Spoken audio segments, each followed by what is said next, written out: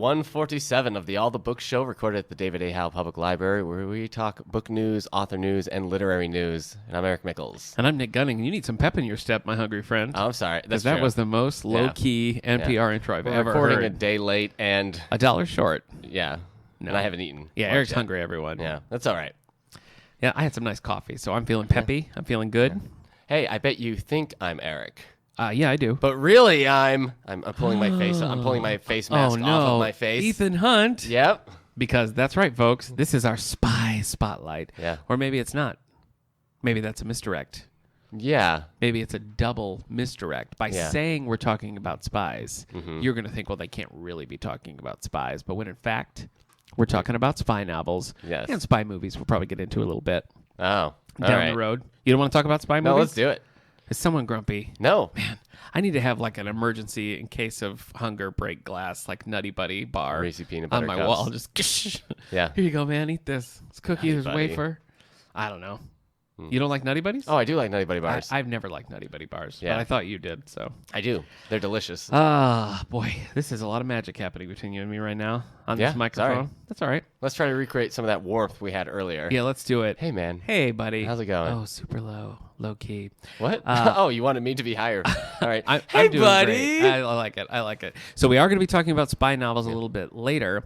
And if you haven't got a chance to listen to episode 146, we have a special interview with New York Times bestselling author and winner of the Edgar Award, Alex Berenson. Talking Alex Berenson. Talk a lot about his new book coming up, a couple of new projects he has. So if you haven't heard that one, go back. And on our SoundCloud page, which is soundcloud.com/allthebooks, you can find all of our back episodes, and all of our author visits are right at the top in the spotlight. So you can go back and revisit any of the ones that you missed. Spotlighting some authors. That's right. Let's talk bookmark. What have you been reading, Eric? What have I been reading? Why are we doing this? I'm just trying to keep my... Oh, okay. I guess I just assumed... I like your dedication. The high energy, but also tired. Yeah. It's kind of just Pauly Shore. That's a little bit. Yeah. So- Yeah. Talk it books. Yeah. So we're doing bookmark now. Yes, we are. All right. What have I... Oh, so I finished Jurassic Park by Michael Crichton. Hey. I don't know if anybody's heard of this book. No, we did that last time. Yeah, where we it was did. like, oh, you We read did. this before? But now I'm curious, though, because you haven't read this book in a very long time. Yeah, I realized... I thought... I read it a bunch when I was younger, but I think the last time I read it, like I was like 18. Wow. So it's been a long time. Both books. About 30 years ago, that was. No. Quite a while. 35. No. 25. Nope. It's not... 40? It's a little bit more than 10 years ago. Oh, okay. Cool. And as an adult, you found Jurassic Park to be...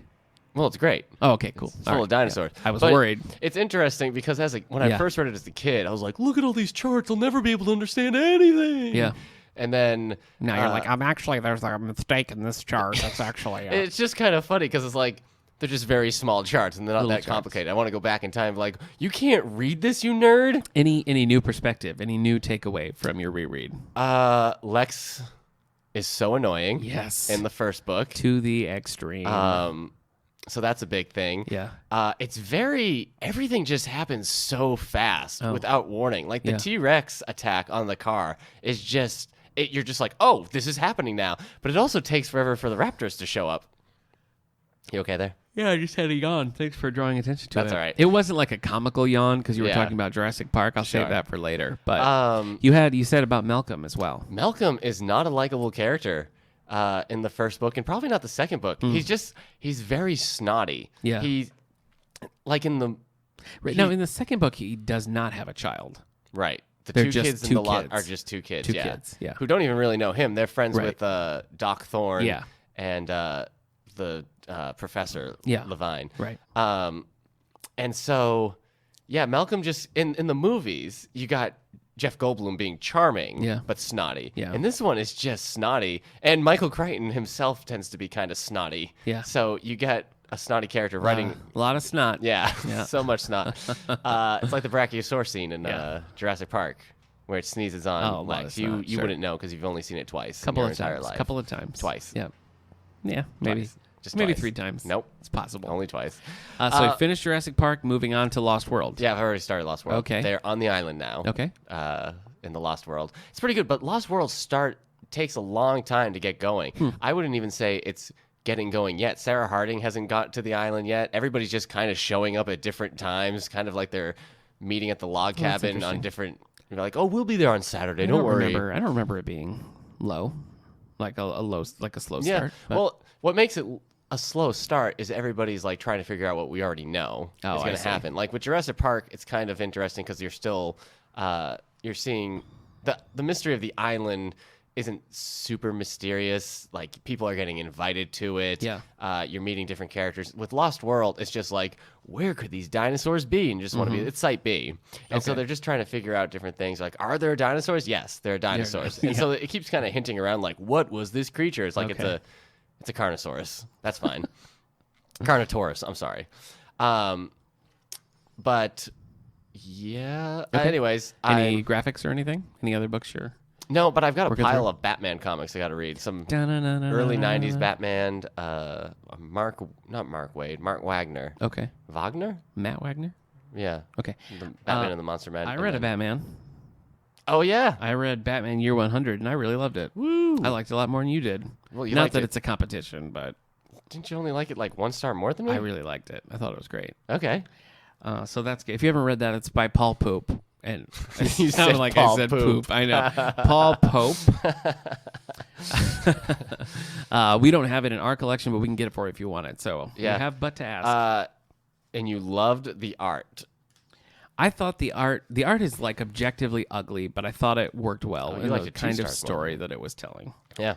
Okay. I also read another graphic, Star Trek and the Legion of Superheroes, a Star Trek DC crossover, which did not work as well as the Star Trek Green Lantern crossover. You know what's it was just okay. I was at Barnes and Noble, yeah, and they had their like Star Trek meets Planet of the Apes, Green Lantern meets Star Trek. Yeah, they have and this other Star Trek thing.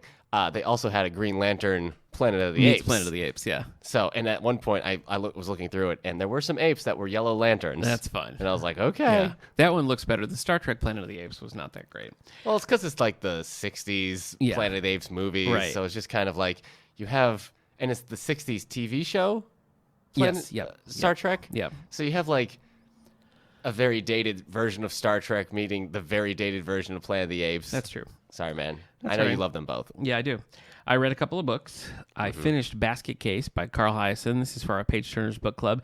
And the first event in our adult summer reading program, Libraries Rock. Uh-huh. This is a music-themed book, as all of our picks for the summer are. Basket Case? Yeah. Because of the Green Day song? No. Oh. But it is about a former rock star who winds up dead after a diving accident, and the guy writing obituaries is kind of a washed-up reporter who is interested in the band that this guy is from. The band's name is the Slut Puppies, which is pretty funny. Yeah. And so in the process of writing this obituary, he gets entangled and goes a little deeper, and that's the mystery of it. Never read Carl Hyacin before. He's always been highly recommended. He's kind of got an off-kilter, sort of irreverent humor that's supposed to run through his books. And this had its funny moments. I mean, there's a point where he fends off an intruder with a frozen lizard. Right. Which happens. Okay. It's that kind of humor that is laced throughout all of his books. I understand, but he's got a lot of rabid fans who just like want the next. So would you say the book was neurotic to the bone? No doubt about it. Okay. Is this from Green Day? Yeah. Cool. It always works when you quote 90s lyrics to me. Sorry. Yeah, so I would recommend the book. I think the book club's going to like it. It's just kind of a simple, quick read. Nice. Again, like some dated, like some sexism in it that I thought kind of like weakened the story. Didn't make a whole lot of sense. Okay. But the book overall was fine. It was fine. It was nothing I would highly recommend. But you and your book club, even though they get knocked down, they get back up again. You're never going to keep them down. Okay. Yeah, I do know that. Yeah, that's Green Day. Okay. And then I read... It's not Green Day, everybody. It's Chumbawamba. Chumbawamba. You fell for the greatest trick in all of history. Let me tell you the honest truth, which is going to make you mad. Sugar Ray, Chumbawamba, and Smash Mouth. Smash Mouth, I could never say, oh, that's that one. To me, they just all exist at the same time. Yikes. Have their hits. This is gross. I'm sorry. Yeah. And then I also read a book, a Star Wars book. And I have not enjoyed a Star Wars book in quite a while. But I did enjoy Most Wanted by Ray Carson. This is kind of a prequel to the Solo movie. Yeah. Set with those characters prior to the movie, which is the definition of a prequel. You should read. But it was very good. I haven't read any of Ray Carson's other stuff. I know she's got another YA series. But I thought this book did a good job capturing the characters and capturing the whole YA vibe. The library series, the like Fire and Bone. Does that sound familiar? Yeah, I think you're right. Okay. So that was good. Bone, and I think our copy is in now, so check it out. You should read Lost Stars by Claudia Gray. Right. Yeah. Because that's also young adult. Well, I read her Bloodline, the Leia book that's like an adult novel, and I really didn't like it. So that kind of put me off of Lost Stars. But Lost Stars is all original characters. Oh, that's cool. Like happening around the movies. Okay. Oh, look, there's C-3PO. No, none of that. Oh, okay. But it's just in a way that Luke Skywalker just left. That kind of stuff. Somebody does say, "Who the heck is Luke Skywalker?" Yeah. Like when the Death Star blows up, they're like, "Who the heck is Luke Skywalker?" Yeah. I don't know if that's what they sounded like because I didn't listen to the audiobook. I think it probably was. I am currently reading Tears of the Giraffe by friend of the podcast, Alexander McCall Smith. Yeah, Book 2 in the #1 Ladies Detective Agency. I'm in. I'm enjoying it. So what was that title again? Tears of the Giraffe. I can't do I was going to do it because it makes me want to do the Tears of the Clown bit from the song. Not Smokey Robinson. Because I would get a Smokey Robinson reference. No. I want to be like, I hate that song. I always think they're talking about me when it comes on. Okay, so it's a song that... You want to reference a song that references Smokey Robinson. It's P. Diddy's art. Okay. So I'm reading that. I'm reading Black Bolt, Volume 1 from our graphic novel collection. Somebody has to. Yeah. And I started on audio Camino Island by Mr. John Grisham. And as longtime listeners will know... Why am I connecting... Oh, Camino is a planet in Star Wars. Oh, yeah, right. Okay. I have been in a bit of a Grish drought. You sure have. I haven't liked anything that he's done in quite a while. Yeah. But Camino Island has a pretty strong start. Nice. So if you want to listen to our John Grisham episode, all you have to do is go to soundcloud.com/allthebooks or wherever you get your podcasts and search for our Grisham episode, which was very early. Yeah. Might be the debut of my little brother, who has not been on the podcast in quite a while, even though he's closer than ever now. So I guess we'll have to remedy that. And that's it for me. I watched a couple of page-to-screen adaptations. Would you like to hear about them? Yes. I watched Nikki, Wild Dog of the North, a Disney movie from 1961. Have you heard of this? That's a page-to-screen adaptation? Yes, it is. Okay. Do you know the movie? No. Okay. It's set in Canada, Right. Canada. Kurt Russell in this? The Northwest Territory, Canada. No, he's not. And it's about a guy who has a Malamute, who's like a 1/6, I think, like a wolf. Mm-hmm. And they're just out exploring, and then they run into a little bear cub who's lost his mother. Oh, no. And he ties them together so he can get them back to the boat. And bad news. The boat hits some rapids. They all fall out and get separated. Now you got a half wolf cub running around with a bear. Right. So hilarity ensues. So it's one of those amazing journey Sure, books. Yeah, exactly. It is based on the 1919 novel Nomads of the North by James Oliver Curwood. So, okay, if you're a big fan of James Oliver Curwood, who hasn't published a book in 100 years, you might want to check out Nikki, Wild Dog of the North. I'm always terrified to watch animal movies that are that old. Yeah. Because there's a lot of times where I was like, oh, that animal can't be enjoying what's happening right now. Yeah. And there were some times where it seems like they just put a brown bear and a black bear in a room and we're like, yeah, let's see if they kill each other. Yeah. And then just filmed it. And there was a couple times where, they're tied together and I'm like, ah. Yeah. So it was a little tense. Yeah. It was a little tense. They just throw an animal into the water. It's like, I think it can swim, right? I think pretty much. Oh, shoot, it can't. All right, it's about a horse now. Yeah. I wish you were exaggerating. And then we watched the PBS or probably BBC miniseries of Little Women. Do you like Little Women? The story? Yeah. I like the. I haven't read the book, but I like the Winona Ryder. Yeah, movie. Winona Ryder and Susan Sarandon and Christian Bale. Kirsten Dunst. I mean, it's an all-star cast. Claire Danes? I think Claire Danes, isn't it? Yeah. Danes? I did always really like that movie. I think actually I've read the illustrated classic, but I haven't read the full out Little Women. Anyway, this was good. It starts a little rocky. Their chemistry's not great, but over the course of the 3 episodes, it got to a point where we really enjoyed it. Nice. Angela Lansbury's in it. She's 116. She plays their great aunt who's grumpy. She did a good job. Yeah. So those were my page of screen adaptations. Okay. Did you watch or read anything? Did I watch or read anything? No, I know you read, but I mean, did you watch anything based on a book? Let's see. Ocean's 8 is not based on a book. No. But I watched that. No. Okay. Did you like it? Yeah, it was fine. How do you feel about the Ocean's movies overall? I liked Ocean's 11. Okay. Hated Ocean's 12. Never watched Ocean's 13.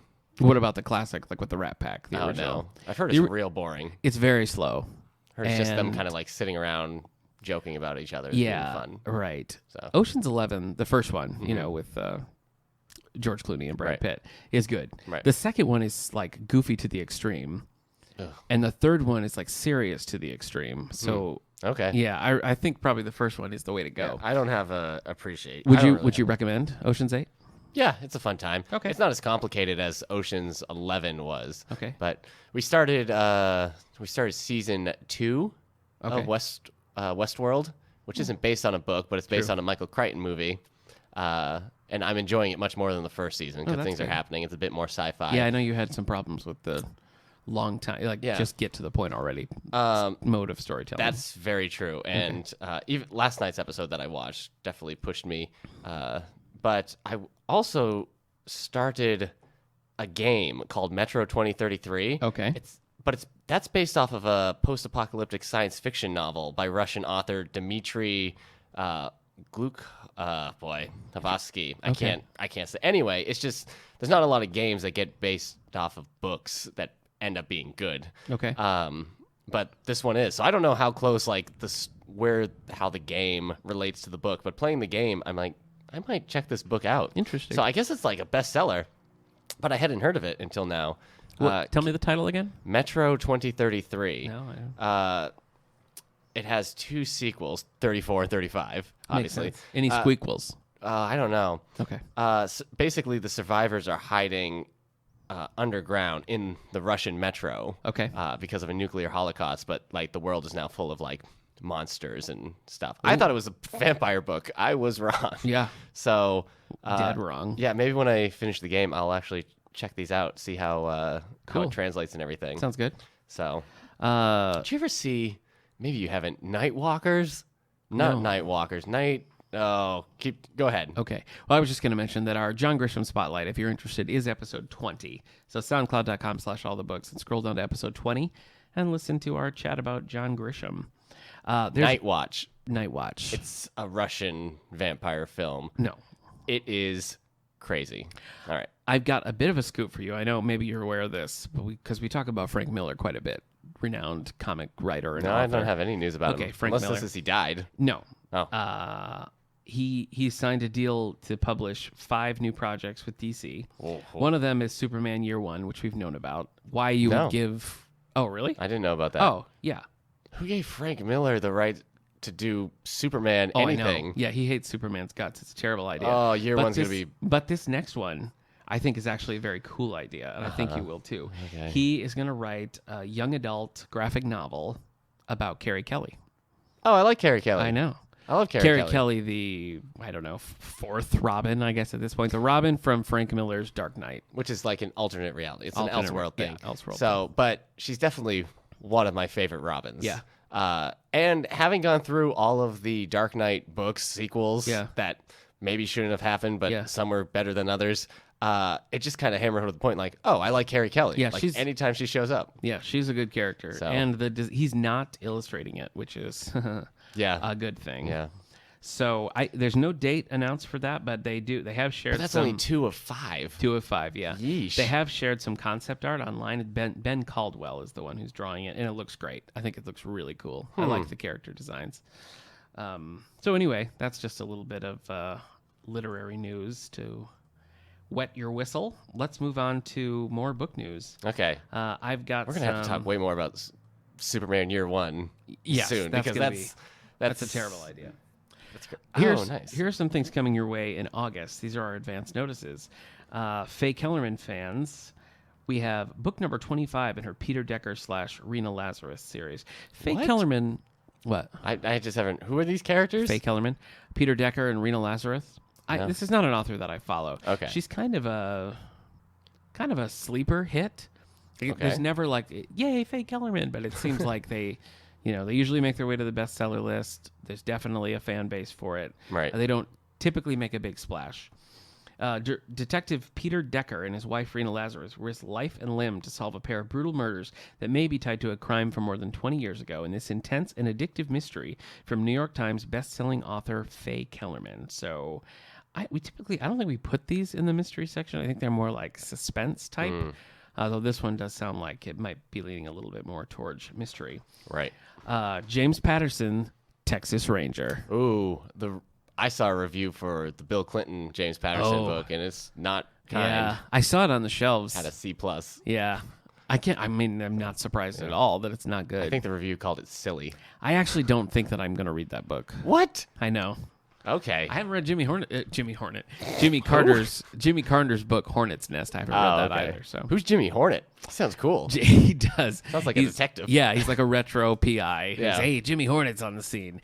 He's not afraid to break some rules. Yeah, sure. You know what I mean? Yeah. He's very much in the school of the ends justify the means. You've shaken up the hornet's nest. The means justify the ends. That's the one. Yeah. Yeah. Yeah. And he puts the mean in means. Yeah. Let me tell you what. You want to watch out for his sting. Yeah, you sure do. Yeah. You sure do. Jimmy Hornet's on the case. Yeah. Texas... Careful, I've got a bee allergy. What about a hornet allergy? Punch. I love it. That's just the splash page. For some reason, James Patterson is writing a book called Texas Ranger, and he's writing this with Andrew Burrell. Officer Rory Yates is called home to settle deadly scores. But this isn't a Walker Texas Ranger. Not a Walker Texas Ranger. Well, I don't think. He couldn't get him. He can get Bill Clinton, but he can't get Chuck Norris. Norris. Rory Yates' skill and commitment to the badge have seen him rise through the ranks in the Texas Ranger Division, but it came at a cost. His marriage. Oh, no. When he receives a worrying phone call from his ex-wife, Anne, Rory speeds to what used to be their marital home. He arrives to a horrifying crime scene and a scathing accusation. He is named a suspect in Anne's murder. Whoa, right there. Mm-hmm. Rory's only choice is to find the killer himself. He risks his job, his pride, his reputation among everyone he loves to pursue the truth. Yates follows the Ranger's creed, never to surrender.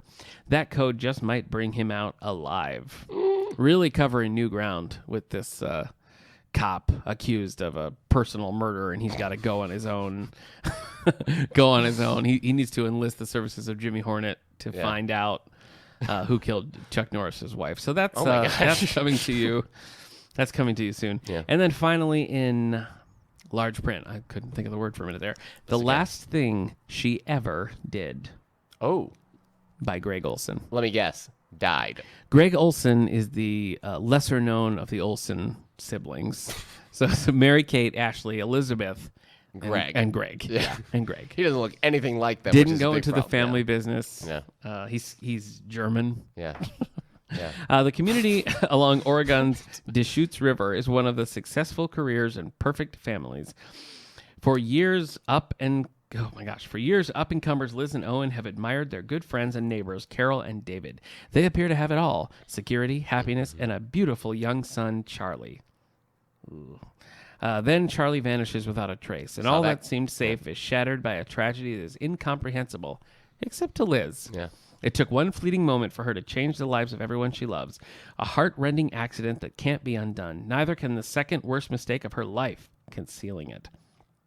As two marriages crack and buckle in grief and fear, Liz retreats into her own dark place of guilt, escalating paranoia, and betrayals even she can't imagine, because there's another good neighbor who has his own secrets, his own pain, and his own reasons for watching Liz's every move. And only he knows the mystery of the missing boy on the Deschutes River is far from over. It was a poorly worded description. Yeah. I hope the book is better than that. Oh. But you never know. You never know. Yeah. Unless they get Jimmy Hornet, though, they're never if finding Jimmy that Hornet, kid. No, they need Jimmy Hornet on the case. Absolutely. Yeah. What have you got? And a Texas Ranger would probably help. Yeah. So, sure. What's on the New York Times bestseller list this month? For hardcover nonfiction, we have tied at 11 and 10. So 3 Days in Moscow by Brett Baer and Catherine Whitney. The Fox News anchor describes Ronald Reagan's 1988 visit to Soviet capital. Wow. Number 10 is Educated by Tara Westover, the daughter of a survivalist, leaves home for university. So are you going to read that now that you've read The Glass Castle? Yeah, I'll read that next. Number 9, I'll Be Gone in the Dark by Michelle McNamara. So this is the search for the Golden State Killer. Right. That came out before they caught him, though, right? So it's going to end with like still looking. Yeah. I mean, I think it was early enough that they could probably amend the ending before final printing. Okay. Number 8, new this week, Tailspin. Oh, what? I didn't even think about All this. the trouble we get in with another tailspin. Boom, boom. Oh yeah. Oh yeah. By Stephen Brill. Yeah. A look how American values and democracy have deteriorated, and the people and the institutions seeking to reverse this. Yeah. It's weird. There's some political stuff on this nonfiction Oh, list. that's strange. That's weird. Number 7, Facts and Fears by James R. Clapper. The former director of national intelligence describes events that challenge the intelligence community and considers some ethical questions around its efforts. Oof. Number 6, Barracoon by Zora Zell Hurston. A previously unpublished... Are you saying Zora Neale Hurston? Yeah. Okay. You said like Zora Zell Hirschbop. I guess my brain Yeah. turned off. Okay. Zora Neale Hurston, everyone. A previously unpublished first-person account of a man who was enslaved 50 years after the slave trade was banned. Oh, right. Yeah, that sounded interesting. A downer, to be sure. Right. But Sure. interesting. Yeah. Number 5, How to Change Your Mind by Michelle Pollan. I'm never going to read that book. Well, hold on. A personal account of how psychedelics might help the mentally ill and people dealing with everyday challenges. Maybe I'll read it. I think I've changed my mind. You're going to take psychedelics Yeah. to change your... And then you'll be got like, it. time to read this book. Yeah. So, yeah. I wonder if it ends with, oh, by the way, just don't take psychedelics. That's a hard stance. That's an option. I think all the books show we take a hard stance. We're anti-drugs. Anti-drugs. That's right. Nice. No drugs. So somebody sent me a picture of Drugs? the Ninja Turtles. It was the 80s Ninja Turtles cartoon, and it says, say no to drugs, say yes to pizza. Yeah. And all the turtles are like throwing pizza at you. That's right. So that's a pretty good argument, though. Yeah. Like, if you only have one or the other, Yeah. I'm picking pizza. Yeah. So, That's a great choice. yeah. Number 4, The Soul of America by John Meacham? Okay. Meacham. By John Meacham. Sure. I got there. That was fun. Yes. Okay. The present political climate is contextualized through the lens of difficult moments in American history. Hold on, we're not done with this stuff. Number 3 is tied with number 2, A Higher Loyalty by James Comey. Former FBI director recounts cases and personal events that shaped his outlook on justice. Number 2, The Restless Made a lot of Wave. weird decisions, you tall man. Number 2, The Restless Wave by John McCain and Mark Sattler, a memoir by the Republican senator from Arizona. Yeah. John McCain. Sure. Number 1, Calypso by David Sedaris. Hey. A collection of comedic stories of mortality, middle age, in a beach house dubbed the C-section. Interesting. I didn't read Let's Talk Diabetes with Owls. I read whatever came out before that. When You're Engulfed in Flames. Okay. I'm a big David Sedaris fan. Yeah. But I guess that's 2 I haven't read. So It does disappoint me that like maybe I'm a liar. The nonfiction list isn't like how to have the perfect rice. Teeth. Sure. For your rice. You How know, to have the perfect rice teeth. yeah, like where's all the dinosaurs and where you can find them in your own backyard? Eating rice You with think, their perfect teeth. all right, so now we're on the hardcover, New York Times hardcover fiction. Yes. Adult fiction. You know what? I wanna give a shout out to our longtime listener, Ben Murphy, who we saw over the weekend. So hello to Ben and Hi, Ben. Hannah, who are probably cooking their dinner right now, Hannah. just listening to us. Yeah. So we should have done something more scary. We should have been like, Ben, look out! Do you think he was scared? Yeah, I'm scared. So Sure hope he didn't drop any like eggs or anything. yeah. Oh, that. Yeah. All right. Kind of funny, wouldn't Yeah. it? Yeah. Unless right now he actually did drop eggs, and Yeah. like he's hearing us joking about how he dropped eggs. He's like, guys, it's not funny. Is that an impression? It's not a good impression, but Apologies to Ben and Hannah. yeah. Yeah. And hello. number 11 on this New York Times bestsellers list. We're Okay. doing number 11 because it's tied with number 10. Ben behind you. God, come on, man. Sorry. That's it. That's the last thing. There are people wearing headphones. I'm sorry, you guys. There's probably other Bens. Look, they'll out appreciate there. They'll appreciate the joke. Yeah. Okay. If friend and contributor of the show Ben Lehman Yeah. is out there, Yeah. he just drove off into the river. He's a hardy little swimmer. He's trying to break the glass windshield with his fist. Like, why? What? This podcast is still playing. Everything else in the car isn't working, but this podcast is still going. That is what's happening. Oh my gosh. All right. Any more Bens you want to do unflattering impressions of? I'm Ben Stein. No. Bueller.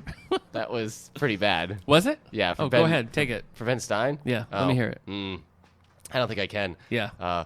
You simply don't have the credentials for this job. That was not good. Okay, that was better than yours? No, it wasn't. Okay. No, it wasn't. Ben, look out. All right. Go on. Bestseller list. Number 11, Little Fires Everywhere. Oh, my gosh. Ben and Hannah probably have little fires everywhere after we startled them while they're cooking. Stupid. What did they do? You're stupid. What if this is still playing? Well, then they'll appreciate that it's on the podcast forever. An artist upends a quiet town outside of Cleveland. With fires?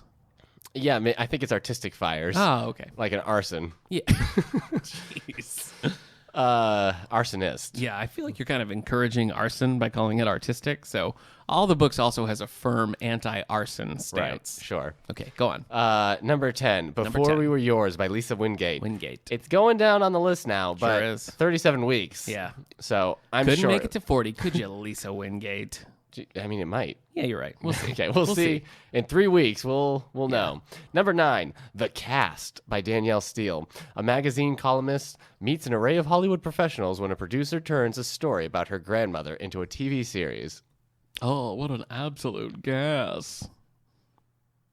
Sounds boring. Oh, jeez. Okay. Number 8, By Invitation Only, by Dorothy Benton Frank. Dorothea Benton Frank. The daughter of a Chicago power broker and the son of a southern peach farmer decide to wed.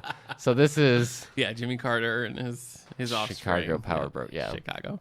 Number 7, if a president was a peach farmer, then they're always impeached. They're always impeached. Yeah. Yep. Almost. That almost works. Okay. You know what? I'm going to give it to you. Thank you. Well done. Number 7, The Fallen by David Baldacci. Amos Decker puts his talents to solving a string of murders. What'd you say? You could just say Amos. Amos. Like Amos. It's Amos. Okay.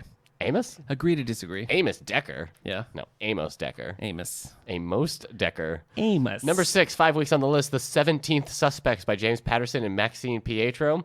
This is the latest installment of the Women's Murder Club series, Nick's favorite James Patterson series by far. I guess I just want to say, if you have 17 suspects, you are not doing a good job. Right. From an investigation standpoint. Well, I think it's only going to get worse as the if series you're like, goes on. there could only be, there's 17 possible suspects. Yeah.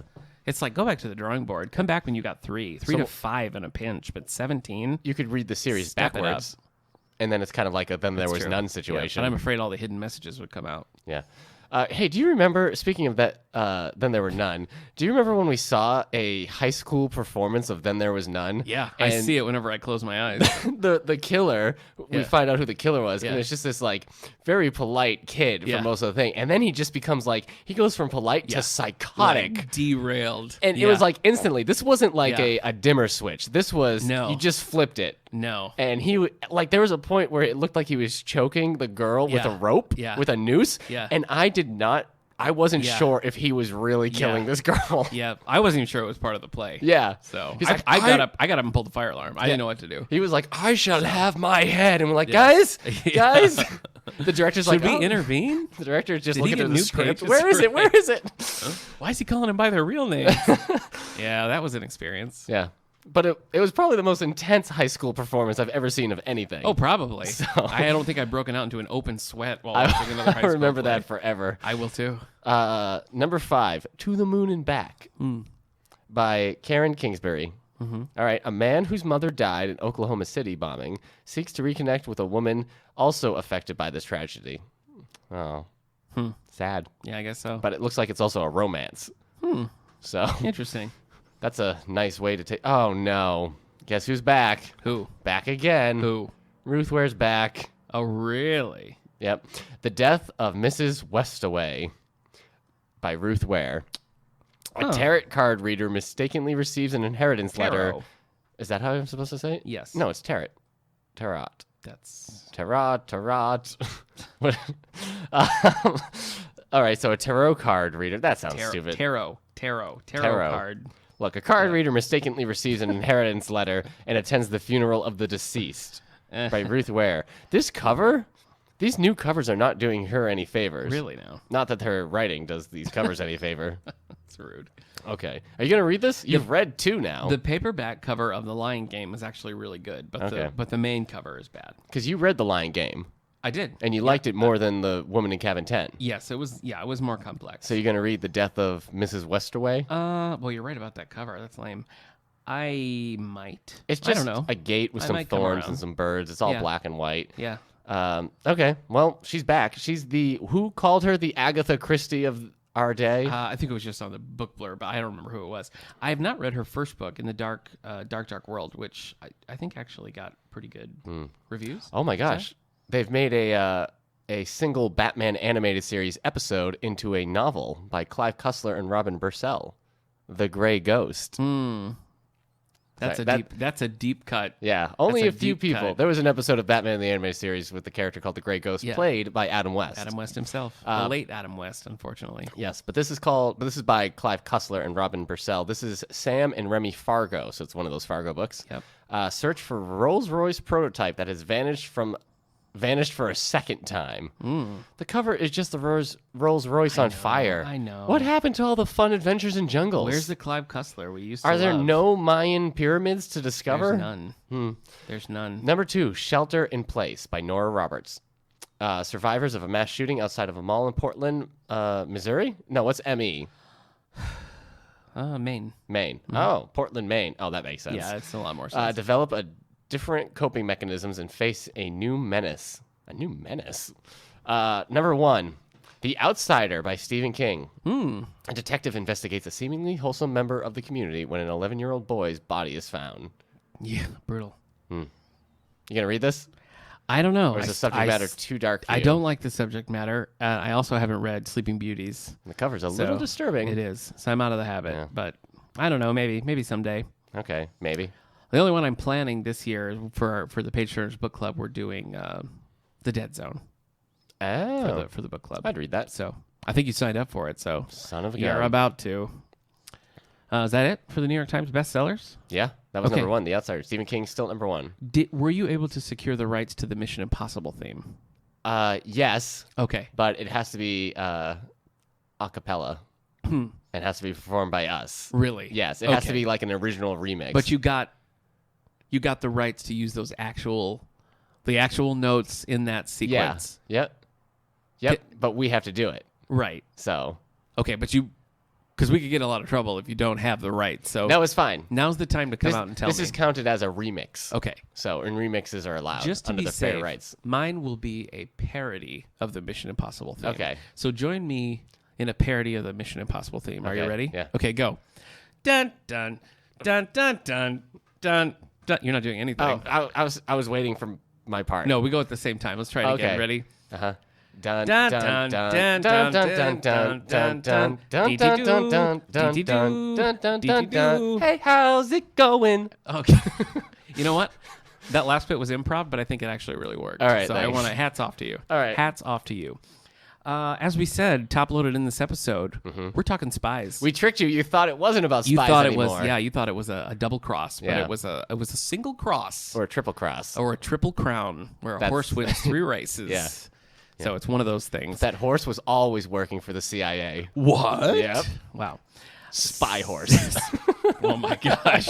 Oh my gosh. Yep. Give me a pencil. I need to write this down. Spy horse.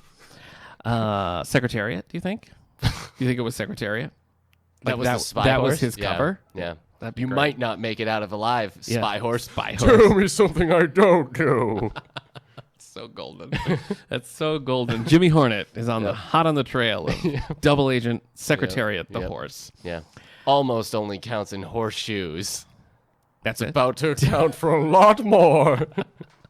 Well, we're not just going to talk about James Bond the whole time because we did that for a very long time back in episode 11. Yeah. Which you One can of our find. least popular episodes. It turns out people didn't want to listen to us just ramble about every single James Bond thing there was. James Bond Jr., the books, the games, the movies, songs inspired by James Bond. Words that sound like James Bond. Yeah. So, like, same pond. Yeah. Onesies that we wore as children with James Bond logos on them. So we will not talk about James Bond that much. Yeah. We're going to talk about it a little bit. Take me into the world of spies, Eric. How do you feel about this genre? What? Do you read a lot of spy novels? No, I don't read a lot of spy novels, but I like a spy film. Okay. In general. Do you got a favorite? Spy film? Right off the top? I guess the the Jason Bourne trilogy, the original trilogy. Okay. None of this Jason Bourne 4 crap. Yeah, the Jeremy Renner one and just Jason Bourne are your favorites? Yeah, just the 3. The last 2 you like the best, you're saying? The most recent? No. Oh, that's what I'm not saying. The opposite of that. Bourne Identity, Bourne... Bourne my God. Supremacy. Thank you, Supremacy, and then Bourne Ultimatum. Yep. Really like those. Yep. Yeah. So, Born on the Bayou, I think, was one of them. Yes. Born on the 4th of July. Yep. Another one. Yep. Born to be Wild. Born That was a weird one. Born to be Wild, I think. Yeah. So, I'm not a huge fan of those movies. Yeah, I know. But I love that first book. Okay. Just the Bourne Identity by Robert Ludlum. It's a long book, but it's very good. I haven't read any of the others, and Eric von Lesponder took over the series after the initial trilogy. It's been a while since one of those have come out, but they remained popular for quite a while. But I think you'd like that first book. Maybe. It's very different from the movie. You have to kind of divorce yourself from the movie. Okay. There is a miniseries with Richard Chamberlain as Jason Bourne that follows the book very closely, and that's pretty good. But I really like the story from the book. Okay. Anyway, let me see. I've read quite a few spy novels as I go back and look over it. I've read a few. Okay. Mr. Catty. All right. I know I said we weren't going to talk a ton about James Bond. Oh, boy. Here it goes. But I think I got to give it to Casino Royale for my favorite spy novel. Well, I've read that one. That I've ever read. I think that's just a really strong entry. Yeah. I haven't liked any other James Bond books besides Casino Royale. So I thought, I loved it so much. I was like, I can't wait to read the next one. And How was Trigger Mortis? I didn't read Trigger Mortis, so maybe I need to give Anthony Horowitz a try. Yeah. But Casino Royale, I think, holds up and is very strong. And the Daniel Craig adaptation is pretty faithful to it as well. Yeah. So it really got the feel of Fleming's grittier, more unpleasant James Bond that Roger Moore sort of dusted away with his winking. Do you have a favorite spy novel? Spy novel. I guess not. Okay. I think you can count Hunt for Red October as a spy novel. I would count the Jack Ryan books, absolutely. But I don't think it'd be my favorite. Okay. I need to read more of those, I guess. What's the other one? Rainbow Six isn't a spy novel, so I can't count that. Sorry. What is it? It's about a special ops team. Oh, okay. So no, it doesn't get to count. But then, so I guess it's just between that and Casino Royale. Okay. Would be the big ones that I can think of right now. Well, you know what? Yeah. I'm going to give it to Harriet the Spy. Harriet the Spy. Yep. Classic. Yeah. Let's talk a little bit about Tom Clancy and Jack Ryan for a minute there. Okay. I don't know if anybody has seen the trailer for the new Amazon show coming out with John Krasinski as Jack Ryan. No, I have not. I watched it. Yeah. It looks interesting. I think his type is right. Boring? Snap. I think it's been a while since they've cast a Jack Ryan who really fits the mold of the books, where he's meant to be an atypical type of agent. Right. He's not a field agent. That's what makes it so interesting. So snap. That's why I feel like maybe John Krasinski will take the top mark here, but I think Alec Baldwin is the best as Jack Ryan. Yeah. Because he doesn't. Harrison Ford just. Plus, he's married to Beverly Crusher. He is married to Beverly Crusher. That's right. So. Harrison Ford. As much as I love, I just don't like him in that role. Yeah. Ben Affleck is hardly worth talking about in The Sum of All Fears. Snap. And I like Chris Pine in Shadow Recruit. I mean, I liked Shadow Recruit quite a bit, but I didn't think he was a good fit for the Jack Ryan character. Right. Did you watch Shadow Recruit? No. I think it was just me. I think I'm the only person who's seen it outside of me, Chris Pine. I think that's it. Yeah. Keira Knightley was like, she didn't make it through the whole movie. No, she Yeah. didn't watch it. So you're not really a fan of the whole Jack Ryan stuff. No, and I mean those are the only two Tom. I have what's the one I have that I asked Red Rabbit. I have that one to read. I don't know if that's a spy novel. I think that's a Jack Ryan. I think it is. Well, could be. It's just so big, and I've already read Tom Clancy, so I know how dense those books are. Yeah, I have great memories of reading Rainbow Six, but I don't have great memories of reading Hunt for Red October. Oh, really? See, I liked Hunt for Red October. Okay. It's too long. I mean, that's just that you really have to commit. Hunt for Red October is pretty short. Comparatively, yeah, but it feels like you could probably shave, like the shortest book. You could shave 100 pages out of it, easily. Yeah. Yes, just to confirm, Jack Ryan. It's in the Jack Ryan universe. Red Rabbit. It is a spy novel. Cool. Well, then I have that to read. Hunt for Red October is the only Tom Clancy that I've actually read cover to cover. I read one of his based on a Tom Clancy game. I read Hawks, which was pretty fun, but it's not by any means like a serious book. It's a sort of a goofy Tom kind of book. Tom Clancy went. I guess he's saw the future of video games and was get me in there. Yeah, because he's gone and things still come out under his name for books he didn't write. Yep. It's still Tom Clancy's this, Tom Clancy's that. I mean, and they're bringing back Splinter Cell, and so people still really have an affection for Tom Clancy video games too. Yeah, they do.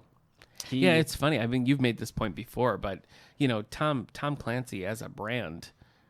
I mean, Tom Clancy. The Tom Clancy brand continues to pick up new fans long after Tom Clancy's been out of the game. Yeah.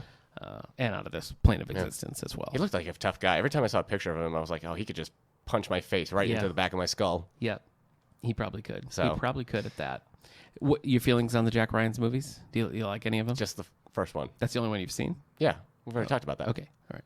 Sorry. Nick. Sorry. Yeah, Hunt for Red October. It's a good movie. Okay, yeah, I agree. Sean Connery's great in it. Yeah. Let's take a couple of listener responses here on Twitter. And our Twitter, again, folks, is All the Book Show, at All the Book Show on Twitter. We love to hear from fans. User at Linicky_Edward said 12 Days by Alex Berenson, but it's also the only one I've read. It was a page turner. So he doesn't have anything to compare it to, but he's a fan of the Alex Berenson's 12 Days. It's not one that I've read. But we can talk about Alex for a minute. I know we have quite a lot, but I would recommend The Faithful Spy. I think it's easy to pick up and read. It if you're more interested in the characters or strong characters versus the whole spy plot, I think that you'll find a lot in there. And it won the Edgar Award against some pretty stiff competition, so it's a well respected book, and of course we have that here in the collection.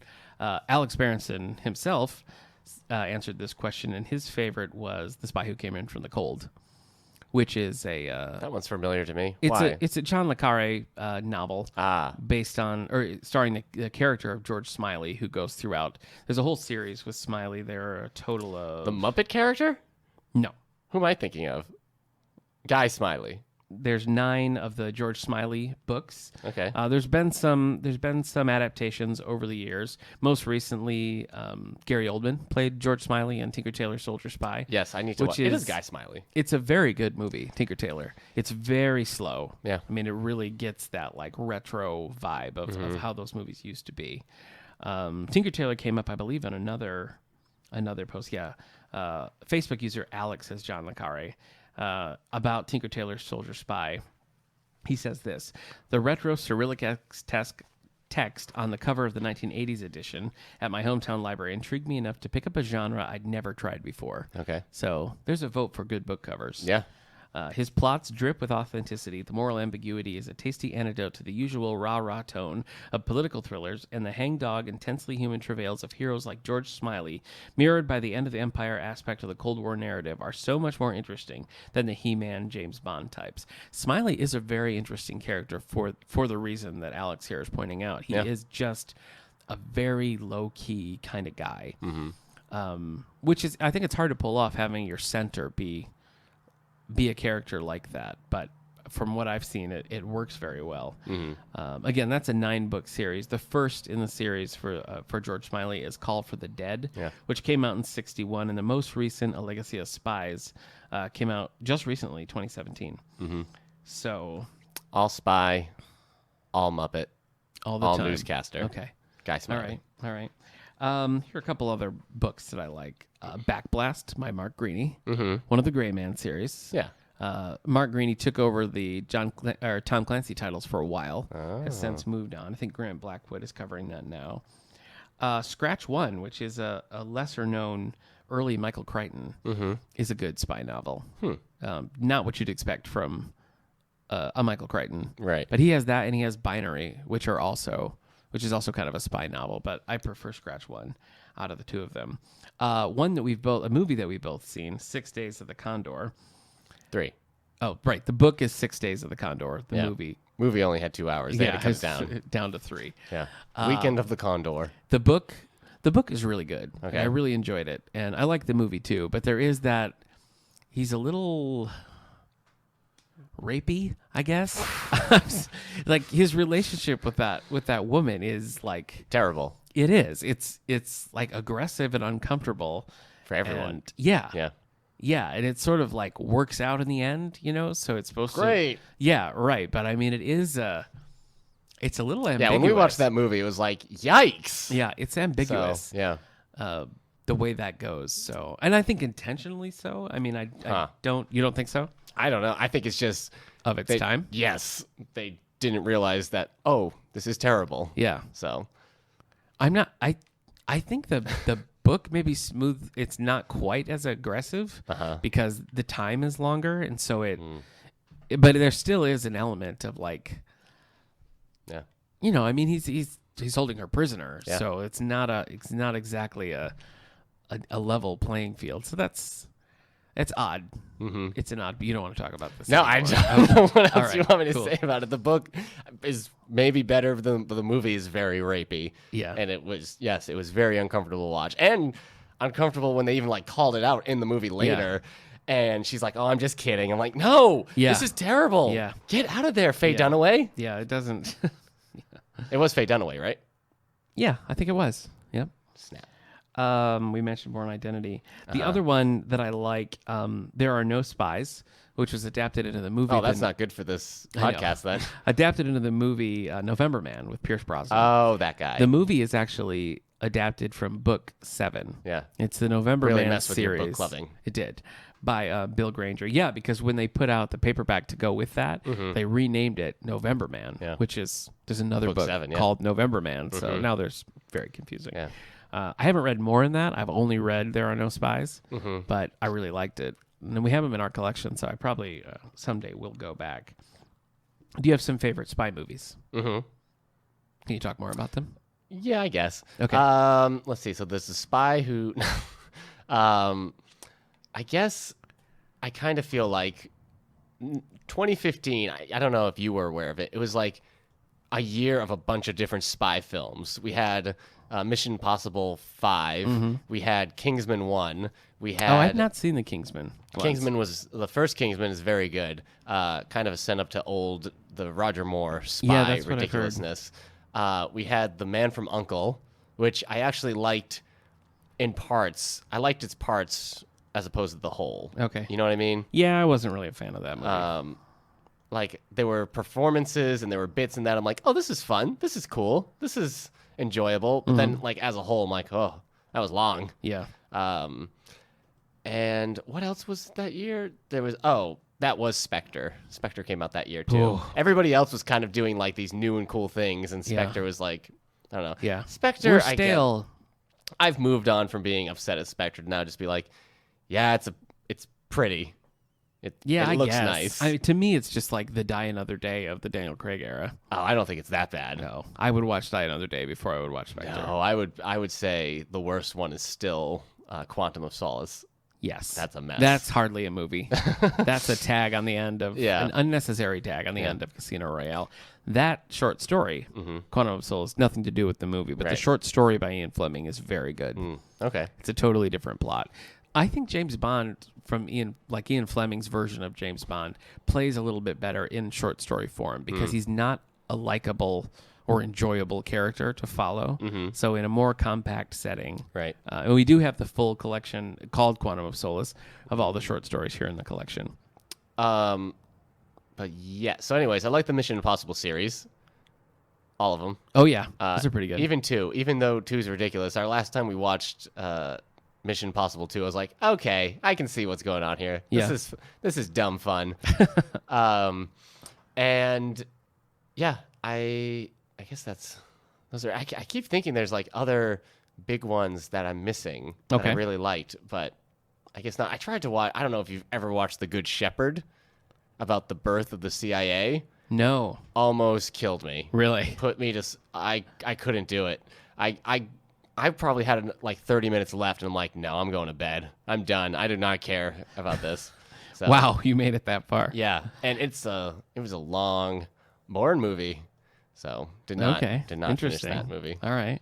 Let me pull another user response here. Facebook user Patrick says, "A house with a clock in its walls." I like that. I like that title. I have not heard of that book. John Belair's. This is book 1 in a series, the Louis Barnevelt series. One of 12. It looks like quite a few. It seems more like an adventure type story.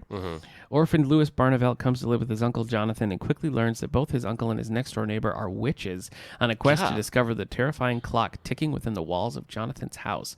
Can the three of them save the world from certain destruction? So maybe more like suspense thriller than strictly speaking spy, but nonetheless that sounds really interesting. I can't even come up with a spy graphic novel that I've enjoyed. Oh. I mean, they've just started doing James Bond again as if it was written by... It's set in the book continuity. Yeah. So that's Warren Ellis. So it's kind of like the hard-hitting, hard-drinking, nasty Bond in comic book form. Anyway. Yeah. Now, somebody else here is mentioning Ken Follett. So I don't know Ken Follett from his spy novels. Yeah. But that is sort of how he started. He's got a lot of... Before he sort of branched off into like the... what are they called? The Pillars of the Earth. Pillars of the Earth. Pillars of the Earth of the Century trilogy. He has a lot of old spy novels. So the one that Facebook user Melanie suggested is Eye of the Needle, which I have heard of. That's one of his better known ones. One enemy spy knows the secret to the Allies' greatest deception, a brilliant aristocrat and ruthless assassin codenamed the Needle, who holds the key to ultimate Nazi victory. Only one person stands in his way, a lonely English woman on an isolated island who's beginning to love the killer who has mysteriously entered her life. All will come to a terrifying conclusion in Ken Follett's unsurpassed and unforgettable masterwork of suspense, intrigue, and the dangerous machinations of the human heart. I love his writing. I haven't read this, but maybe I'll need to pick it up now. Right. Thanks for the suggestion, Melanie. Have you heard of Len Dayton? Do you know that author? No. He wrote the Ipcris File, which stars Harry Palmer, I think is the name he's given. He's an unnamed character in the books, but the Michael Caine movie series gives him the name Harry Palmer. So there's 5 of the movies. I've only seen the first, the Ipcris File, but it's really interesting because it comes out concurrent with the James Bond movies. And Harry, as played by Michael Caine, is just the exact opposite of James Bond. Like, he's just sort of like... He's a little like on the lazy side and a little insubordinate and just kind of like mouthy with his superiors. The movie is very low key, but Michael Caine just plays him perfectly in the Ipcris File. So if you haven't seen that movie, I would strongly recommend that. I haven't read the book. I picked it up a few times and it's very dense, so I didn't get into it. But after having watched the movie, and now that I have a better sense of the plot, I might go back and check that out. But I really did like that. I've never seen Get Smart. Oh, really? Yeah. That was one of my go-to like Nick at Night shows back in the day. I love Get Smart. I even liked the Andy Dick remake from the 90s. Oh. They made like 6 episodes with the original. He playing the son of Don Adams and Maxwell Smart. Yeah. The Steve Carell movie's okay, but it misses the point, I think, in the originals. Yes, he is. So good for him. Yes, he is. That was one of the things that kept the lights on for The Rock, as I recall. All right. We need to end soon, but you'd be remiss if I didn't remind you to mention I Spy. Oh, yes. Yes. Well, the classic series with Robert Culp is very good. It's unique for its time, too, because it filmed all over the place. I mean, it went everywhere. And it was one of the rare shows of that time that was actually doing that, traveling around to these different locales. And there is a reunion movie that's pretty good, and I love the Owen Wilson, Eddie Murphy remake. Yeah, so funny. Yeah, I love it. I guess. I think it's funny. I don't understand. I know this you don't. love for it. But yes, Nick loves I Spy like it's the pinnacle of comedy. Okay. You're right. You're right. All right, I want to pick one more. Is there a line you want to quote from I Spy real quick? No, there's not. I want to pick one more user response. Okay. Then. Facebook user Amy says, my favorite spy novel is Shining Through by Susan Isaacs. I've always had a fascination with World War II, and her use of a strong female lead character really resonated with me when I first read the book in my teens. To this day is one of my all-time favorite books. So that is Shining Through by Susan Isaacs, which was made into a movie with Melanie Griffith and Michael Douglas. So why have I not seen Melanie Griffith? Yeah, and Michael Douglas. I love Michael Douglas. Okay. Mission Impossible? Yeah. Series? Oh, no, I didn't watch the show. I like the old show. It's very slow. And, of course, the movies. I find the movies a little hit and miss, but I like them overall. Okay. And the new one's coming out, this year? The movie? Yeah. Yeah. The new movie? Mm-hmm. Is it 6? Number 6? Mm-hmm. Wow. And the first one was 20 years ago? 1996? Wow. Yeah. That is a long run. Yeah. Did you see that Tom Cruise is coming back with the sequel to Top Gun? Yeah. Who wants that? Tom Cruise. I guess. Tom Cruise and Val Kilmer. Yeah. Probably. Well, we have a huge selection of spy novels, a lot in the stacks, and they are shelved with mystery, which is a little confusing, but a great collection of spy novels downstairs in the stacks, and of course some on the main floor as well. Audiobooks, movies, for all your spy needs. We've got you covered here at the David A. Howe Public Library. And speaking of the library, let's talk news. Okay. We have our last concert before Music on the Lawn coming up on Thursday the 14th. Ooh. The Young Sisters are back for a third year. So that is June 14th, 7 o'clock. And then the week after that, Music on the Lawn kicks off. Ooh. You can find the full schedule of that at davidahowelibrary.org/musiconthelawn. Or Music on the Lawn has their own Facebook page. So you can find that on Facebook as well. Nice. Where you typically keep Facebook pages.